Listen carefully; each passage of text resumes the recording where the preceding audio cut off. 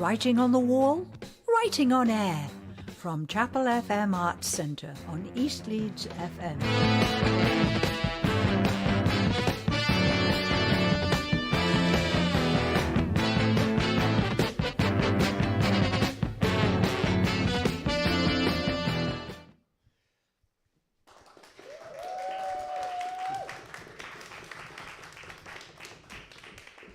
We didn't prepare you for that spontaneous applause, but that was a fantastic first half. Thanks again to Tony and to Jeremy and to Jacob.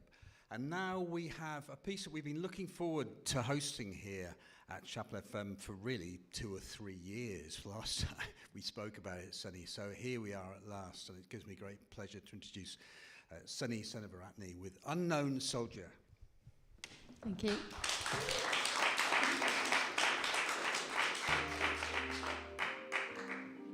They make eye contact, the one holding a notebook, the other holding a camera. They talk about moors and poetry and the language of photos. It is the first of many conversations. They were in our house, our family home, all the time I was growing up. And although we might have looked through them, we never really talked about them much with my father. They're pictures of him during the Second World War in North Africa, and I became interested in who might have taken these photographs, and I decided to try and explore the voice of the photographer. Snowball wanted a photo of us too, a photo next to the pattern of stones, he said. "Om, sweet Om," we'd written, on account of me and him being signal men.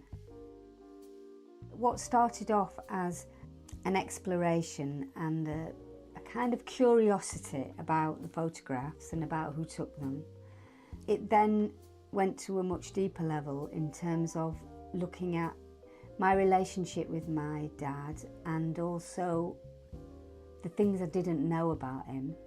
It's also opened me up to being appreciative of all the things that I learnt from him, all the values that I learnt from him. Not just appreciate it, but somehow honour that in the book. At the end of the war, the first soldier will take out his Kodak 3A Autograph Junior, a camera with a lens that folds like a concertina inside a box. He will wonder if the second soldier has survived to read the book of poetry he gave him.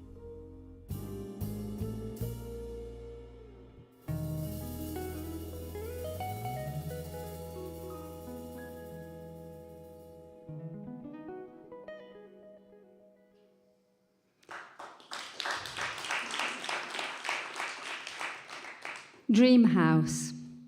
Then sometimes you'll think of a makeshift shed, your father's handiwork in tongue and groove, where girls with grubby faces, eyes rubbed red, told stories underneath a sloping roof.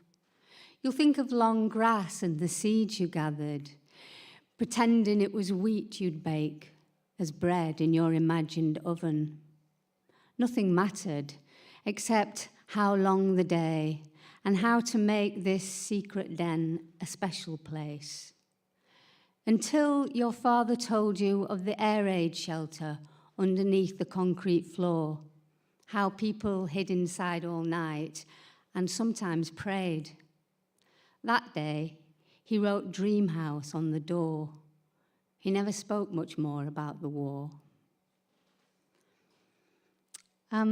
Really pleased to be here at Chapel FM, finally, and especially because this is a festival about home, because this place, Leeds, East Leeds, in fact, is my home. I grew up not far from Gipton Estate, and this was the home that my father came back to after the war, and the place that I grew up in. So it feels like really good for me to bring him back here, really, after a long time, because COVID came in the way of everything. This book is a book that really was born out of silence, and it became a kind of an elegy for my father, as well as a monument for all the things that we'd never spoken about. as it said in the film, at its heart is this album of photographs. And it really is the only surviving record of a friendship between these two signalmen, a friendship that he never spoke about. I refer to them in the book by their nicknames, Snowball, my father, and Shorty. My father was a young man of 24 from Colonial Ceylon, and he served as a radio operator in the Royal Signals. That much I know, that much is fact. The photographer is somebody I don't know, and so I set out in this book to begin to find him and to get to know him and to make a story of him. In the first part of the book, the poems are written in the voice of either Shorty or my father. But first of all, I'm just going to read you an extract from the part where the two of them first meet. Army Base Camp, Western Desert, North Africa, May 1941. The first soldier sits on the edge of his bed. He is polishing his army boots. The tent flap is blowing in the wind, letting in a cloud of sand and the glare of a midday sun. He keeps polishing, stopping at times to rub the sand from his eyes. The second soldier enters through the tent flap. He's cradling a camera, hunched over as if to protect it. He walks to his bed, which is opposite the first soldier's. He does not look at the first soldier. He lies down on his bed and holds his camera up to a shaft of light coming through the tent behind him. He blows softly on the lens, then closes the concertina back into its box. The first soldier does not look up. He is intent on polishing his boots. He finishes cleaning his boots, gets up and places them at the foot of the bed. He smiles, then picks up a notebook from the top of a crate. The notebook is full of poems he has copied out. He turns to the poem, The Highwayman by Alfred Noyes. He begins to read aloud, but quietly. He starts with the road and the ribbon of moonlight. And when he reaches the purple moor, the second soldier looks up. They make eye contact, the one holding a notebook, the other holding a camera. The first soldier stops reading. The second soldier swings his legs off the bed, stands up, and still cradling his camera, walks over to the first soldier's bed. He stands for a moment, looking down at him. They talk about moors and poetry and the language of photos. It is the first of many conversations. What I'm going to do is I'm going to just, in this whole set that I'm doing, I'm just going to take you on that journey that I went into in the book. So just listen. You don't need to clap or wonder whether you should clap after a particular poem. I just want you to kind of be in the book with me. This is in Shorty's voice. Troop ship. I noticed him first on the troop ship. He was different to the other lads, quiet in some ways, but what a cracking sense of humour. Timing. He could get the timing of a joke down to a T. At first, I fancied I might take him under my wing, me being all of 28 and him only 24. For all his good humour, I detected a vulnerable side to him. Turned out to be me under his wing. I never intended to end up as a signalman. I don't reckon much to all that twitching and tapping with transmitters and buzzer units. Through all the wireless operation training, I'd carried a secret hope of wangling a transfer to Intelligence Corps as an army photographer. I watched him from a distance, envied him for his good looks and charm, the calm air he had about him, the way nothing fazed him. I imagined striking up a conversation with him, but couldn't figure out how. Hoped for a billet in the same unit, a chance to get to know him. As we pulled into Tufik, I took my first shot of the war. He's looking out towards the docks. What lay beyond that view, none of us knew. From where I'm standing and the way the light falls on him, it makes a silhouette. It'd be a credit, that shot, to any army photographer's portfolio. But I was destined to be a bloody signal man, not an army photographer. Like it or not, I was going to have to learn to get on with it. Love of my life. This is Shorty again. If he drops that camera in the sand, it's finished. I'm finished. Up to now, Snowball's the only one I'd let anywhere near it. He's different, careful. But Slapper's a whole other thing. Got his name, after all, from being so slapdash. So how come I handed over my beauty to his clumsy fingers? The thing is, Snowball wanted a photo of us two. A photo next to the pattern of stones, he said. Home, sweet home, we'd written, on account of me and him being signal men. Bit of a laugh is Snowball. He doesn't mind his nickname either. We've all got them. Mine's Shorty. No surprises. It'll show up in the photo how awkward I am, leaning back on one leg to make myself less lanky. No doubt I'll be frowning as well, my eyes steeled on Slapper's big mitts, watching him all fingers and thumbs, asking me, where do I press, Shorty? I can see it wobbling in his hands. If it drops, I'll kill him. I'd never get the sand out that lens.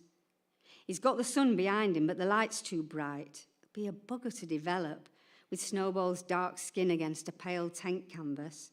We're not framed right. He'll lop off Snowball's feet and he won't get the full length of the shadows unless he moves back a bit. Careful now. Take the bloody shot and let me get that Kodak safely back in my own hands. Love of my life, that is. The only one these days. And now this is my dad's. Desert Char. Shorty, only one I'd call a friend, keeps himself to himself during the ritual brew-up. Merciless banter all round as usual, often at my expense. But I get on well enough with most of the lads. It's quite an operation. Precious water rations poured into a brew pot, set on a makeshift fire, a cut-down petrol can, random holes slashed for ventilation, petrol-soaked sand in the base. It does the job. Burns fiercely until the water's boiling. A couple of handfuls of tea thrown in, then left to mash. Mugs lined up. Tinned milk and sugar spooned in. Wait. All in good spirits.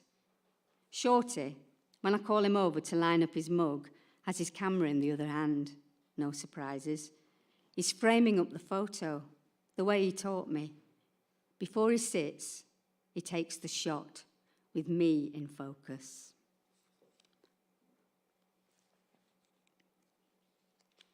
And now it's back to Shorty again, talking about, there was this magazine that used to come that I did some research about called Blighty, that used to arrive for all the soldiers to read.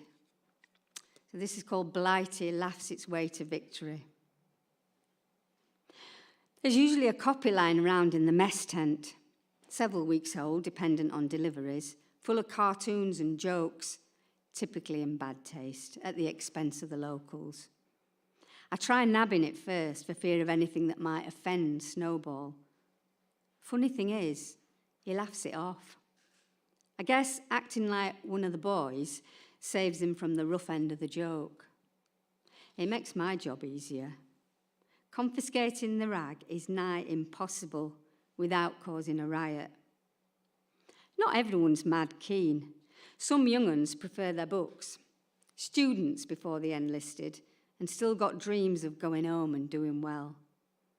But one chap always fights me for it.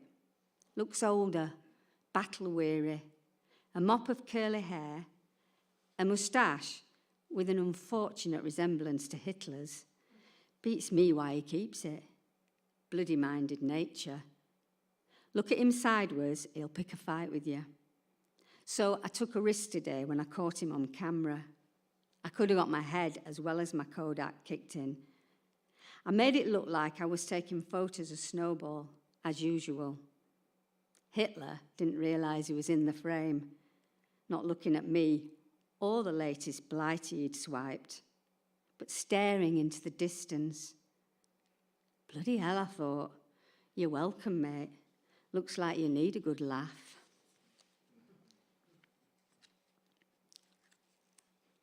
And my dad. When someone's got your back. Shorty's never took to being a signal man. To me, it's second nature. And I try to help, but it's a dead loss when his heart's not in it. Come to think of it, I'm not sure where his heart is, apart from his beloved Kodak. There's an air of loneliness about him. Never a mention of anyone back home. Only once I tried asking. He clammed up. I left it alone. The lads talk about him, poke fun at the care he takes with his kit, darns his socks if there's any sign of wear, buttons sewn on as soon as they come off, patches on his gloves and jumpers. The lads belittle him for it, the way he thinks they belittle me with all their relentless banter. I tell him, easier to take it in good spirit, laugh along with them, keep both our heads down. Like last night, Corporal gets back from leave in Cairo, telling us he's been to a wog barber. Then it's all eyes on me, waiting for a reaction. Shorty makes a move, looking ready to tackle him. I catch his eye, give a slight shake of my head, and he gets the message. It's not worth it, don't let it trouble you, I say later. But I value his concern. It helps when someone's got your back.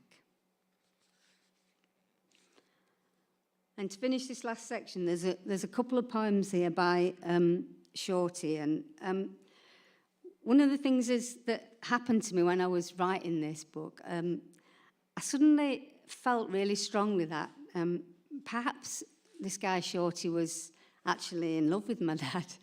I mean, you couldn't blame him, really. But, you know, in a kind of unrequited way, and it's something my dad would have been totally oblivious to. But it just struck me really strongly from the way he'd taken the photographs. Anyway, these are the two last poems that are in his voice, are in Shorty's voice. September 42. We're camped on the coast east of El Alamein, heading down to the sea to wash the desert dust from our aching bodies. I've come to hate sand down to its very last grain, but here, beside the sea where it best belongs, it feels like less of an enemy. This abundance of water, every last drop unrationed, is poured over our heads without a trace of guilt. The lads strip off, run in, shouting, laughing, messing about, like kids at the seaside. I hang back, looking at the light, the way the blues change from sapphire through to indigo, out towards the horizon. Can I capture it in black and white? As I'm focusing, Snowball appears in the frame, that familiar smile. Arms akimbo, tousled hair, looking happy as Larry, as if he's just stepped from that Indian Ocean of his. When he sees me take the first shot, he strips off, rolls half his body in the sand from top to toe, positions his towel for modesty's sake, poses again. Here's a black and white shot for you, he shouts, right on cue. Next thing, everyone's setting up one mad picture after another until my film runs out. September 42. There's news of Rommel's advance as far as El Alamein. But for a few hours on that beach, we're just a bunch of lads larking about in the sand. Leaving. November 1942. 8th Army entering Benghazi for the third time. While I transmit coded messages, he packs his gear for a posting to the Ceylon signals. I've some leave due, so we have one day together, trawling the bazaars in old Cairo before he sets sail. We don't get too much attention from the locals, since Snowball looks enough like one to keep all would-be guides at bay. I've got my eyes peeled for landmarks to plot a route through numerous narrow streets. My heart skips a beat when I turn a corner, and there it is, ornate Arabic lettering over the window, the old man in the doorway, whose smattering of English is enough to make up for my total lack of Arabic, remembers me, knows I've come for the Kodak 3A he's saved in the back. Snowball doesn't say much when I hand it to him, for all his way with words. Surprises me later, though, in a second-hand bookshop where he's found a gift. The Oxford Book of Modern Verse. Poems chosen by W.B. Yeats, no less, he says. I think you'll enjoy. The last I ever saw of him was on deck as he set sail back down the Suez Canal, heading for Colombo. If I'd had any film in my camera, I'd have taken one last shot. That smile of his, that smile. So, my dad was posted to Ceylon, and his father expected him to stay there, but he had other plans because he'd already met my mother here in Leeds. So he brought that camera back with him after the war, and it became, it was the source of many photographs in our photo albums at home. And this next poem is about one of the photos in that album. Photo albums. The Kodak 3A, bought second-hand in one of old Cairo's bazaars, travels home with him. 2 years pass before the albums begin. They're awash with love. Mum, with her stylish 40s hairdo, new son held up close to her cheek. Dad, in dapper waistcoat, tailored trousers, holding his first child up to the camera. Every photo with a caption underneath, and it matters little that people gossip. These lined foolscap hardback books with torn and yellowing pages tell me the story of the life they made together. Like the one of my dad in his garden with 3 children. I'm on his knee, 8 months old, my small face inside a fluffy bonnet.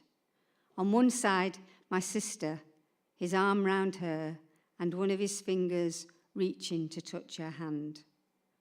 My brother, nestled into the crook of his other arm, which is reaching round so 2 fingers can hold onto my arm. He looks intent on keeping us safe. The caption reads, "Daddy has more than his hands full now." So you saw in the film that one of the things I do have, besides the photographs, is some letters that my dad sent home from the troop ship to his mum and dad. I decided to try and write a reply to those letters. Dear Dad, does this seem odd, this replying to letters sent all those years ago from a troop ship? What with me not due to be born for another 10 years and you dead now this past 30. No matter. I know you at least believed in an afterlife, so I'll hope you are receiving me. That reference to your trip on the Arama from Ceylon to England 12 years ago makes me sorry I never asked you more about that crossing as well as this one. How optimistic you sound. That familiar glass half full attitude you always had. 148 men squeezed into cramped mess quarters to eat and sleep. And you're writing about how the hammock's comfortable enough for a good night's rest. It's so typical of you to think of going up on deck when rough seas made the mess unbearable. Wrapped up in your greatcoat and balaclava, did you watch the stars until you fell asleep? I'll write more soon. This is just a short note to say, wherever you are, I am thinking of you. And I did think about him a lot when I was writing this book, and I tried to imagine what it was like. I didn't really know anything about what it was like to be a signalman in that war, and I did lots of research and did lots of imagining, really. So here are 3 short poems that came out of that. Monument. My writing room doors open wide onto a terrace of York stone, and I'm feeding the crevices with sedum and pea shingle. How reminiscent of a monument this is. It's not merely the slabs of stone, though they recall the granite of old graveyards. It's the filling in of gaps, the acceptance of what's missing in the spaces between. Grid lines. I'm walking along parallel lines, and the sun, moon, star gaps on your 3x4 grid maps come to mind. Hauling drums of cable, you followed stealthy sappers, set stations down at beam, rise, star, set, opening channels of communication. No landmines here. The evening is heavy. Dusk will come soon. Dream. Dug in on the Gazala line, just forward of Tobruk, I'm twitching the dials on a buzzer unit, thinking I could pass for one of your desert rats in my army cap and desert boots, khaki shirt and shorts. Your battered soldiered service book says you're responsible for its safe custody, but there's no sign of you. Sand everywhere, and daylight's fading, and I don't know how to use the stars to plot a route. Full moon. I want to tell you about last night's full moon and the strange peace I found reading about your war. Circles on my map of North Africa mark the battle sites. I plot the grid lines of minefields, gaps you'd crawl through with telephone cables. I can't place you, but no doubt you were under the full moon, 28th of May, 1942, listening to the rumble of bombs along the Gazala line. The moon was there every month, looking down on the catastrophe of war, as it still does, in places far from this garden, where I listen to the woodpecker and watch the robin fight the blue-tit for a space on the feeder. I'm filling in the details because you never could. Why tell more than you need? Why bring the war back home? And then one more of those. 14. Never a word.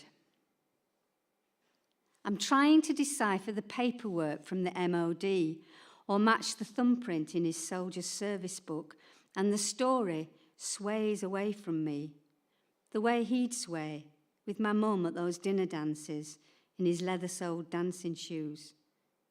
He tried to teach me the steps of a waltz or a foxtrot, me with my mod haircut, long down one side over my eyes and 2 corkscrew curls by my ears. This digging is exhausting, and never a word from him. What about his memories that went underground and stay there with the weight of his headstone on them? So that's part of my journey into his life in the desert. Perhaps I would have heard more from him if he'd lived longer. He died when he was 70 of cancer, and I'm going to read this next poem because it is one of the poems that I wrote that kind of refers to some of my last visits to him in the hospice, as well as to the war that he fought in. Some maps. Some maps tell us nothing about the lies of the land or how straight lines came to be drawn in places where once contours marked out borders, so that the land and its people curved into each other like sleeping lovers. No maps to speak of when he gave me his hands, which were turning grey over the brown, the way his hair had gone grey and thinner, the way he got thinner, and by then I'd given up on wishing for more. Some borders tell us nothing about the lives risking the sea as crossing points in boats with no lists and no names for those who spilled out of them, desperate enough to sink their savings to purchase the privilege of drowning.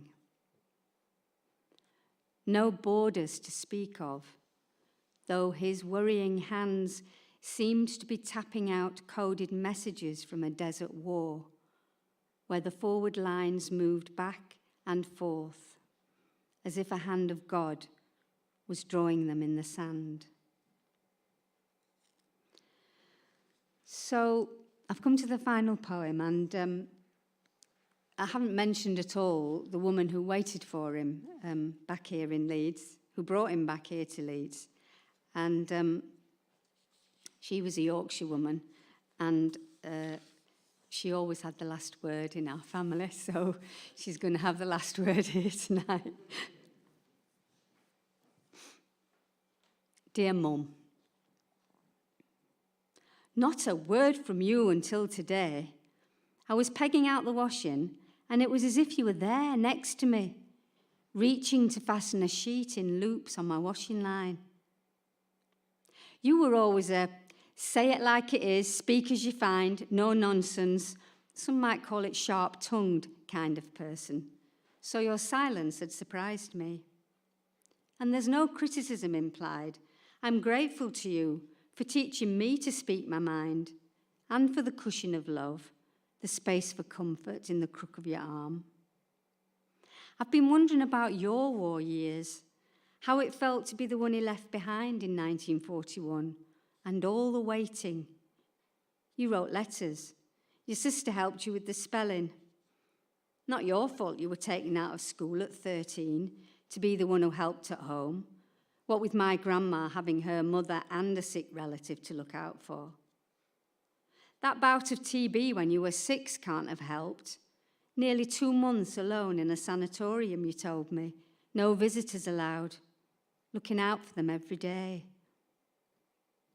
Must have been 5 years before you saw my dad again, not knowing whether he'd survive. Not to mention his posting to Ceylon, the worry he'd decide to stay on. It was a long engagement for sure, but the wedding photo tells its own story. Head held high, you're looking round at all the guests as if to say, see, he was worth the wait. I'll write more soon. Glad you came to break the silence. I can still hear your voice, those broad Yorkshire vowels asking me, why is your dad getting all the attention?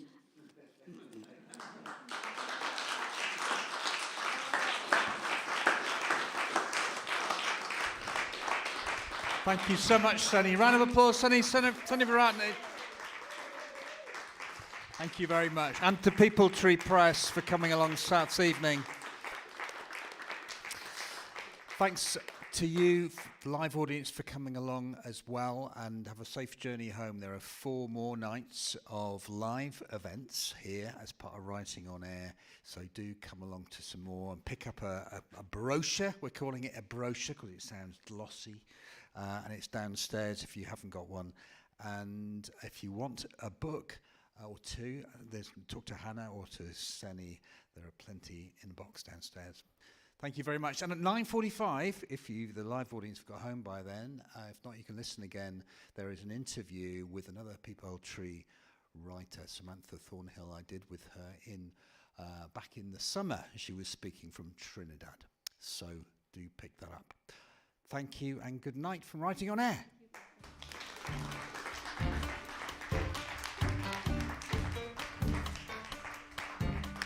Homespun, homemade, home-baked. Writing on air at Chapel FM Arts Centre.